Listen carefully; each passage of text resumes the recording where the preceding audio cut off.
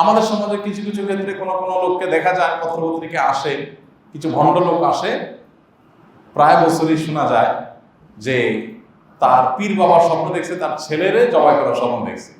দেখেন নবী রাসূলদের মধ্যে আর এই ভণ্ডদের মধ্যে পার্থক্য দেখেন। নবী রাসূলরা নিজের সন্তান নিজে কোরবানি করার স্বপ্ন দেখে, আর ভণ্ড পীরেরা আরেকজনের সন্তানকে কোরবানি করার স্বপ্ন দেখে।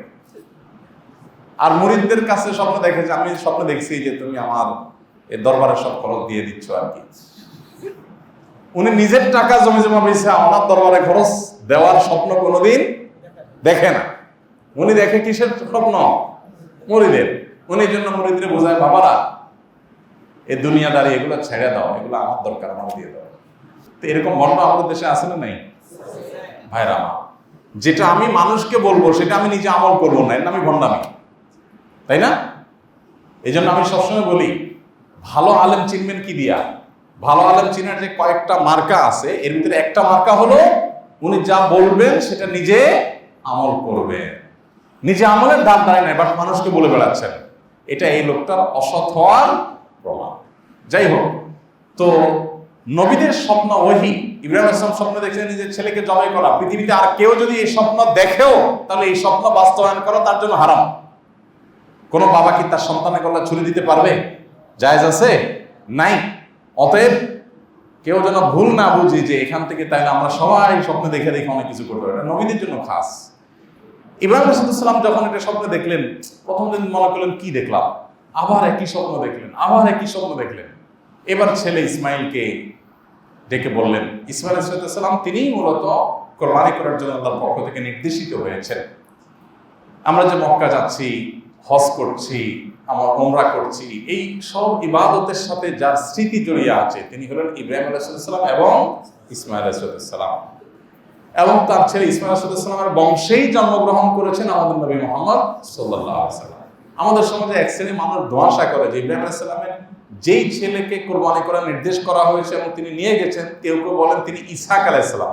ইব্রাহিম আলাইহিস সালামের এক ছেলের নাম ইসমাইল, আর ছেলের নাম ইসহাক। তো এই ব্যাপারে বহু গবেষণা হয়েছে, একেবারে দিনের আলোর মতো পরিষ্কার যে এটা আসলে ইসহাক আলাইহিস সালাম নন, তিনি আল্লাহর নবী, কিন্তু এখানে নির্দেশ করা হয়েছে ইসমাইল আলাইহিস সালামকে।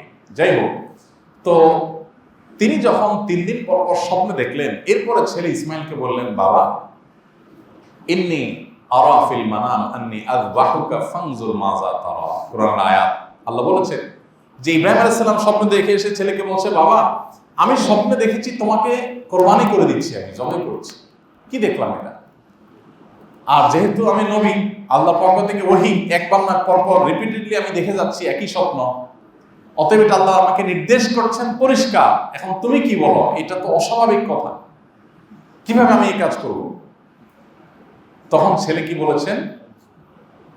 ক্বাদ সাদ্দাকতা রুইয়া বিল হক। তিনি তার বাবাকে বলেছেন যে বাবা ইফআল মা তুমার সাতাজিদুনি ইনশাআল্লাহু মিনাস সাবিরিন। আপনাকে আল্লাহ যে নির্দেশ করেছেন আপনি সেই নির্দেশ বাস্তবায়ন করুন, পালন করুন। আপনি কোনো চিন্তিত হবেন না যে আমি বিচলিত হই কিনা। আমি আল্লাহর নির্দেশ পালনার্থে আমার জীবনকে উৎসর্গ করতে প্রস্তুত আছি। চিন্তা করেন, বলতে যত সহজে বলে ফেলা যায়, বাস্তব কি এত সহজ? নিজের জীবন দেওয়া অনেক সহজ, সন্তানকে আল্লাহর রাহে উৎসর্গ করা এত সহজ না।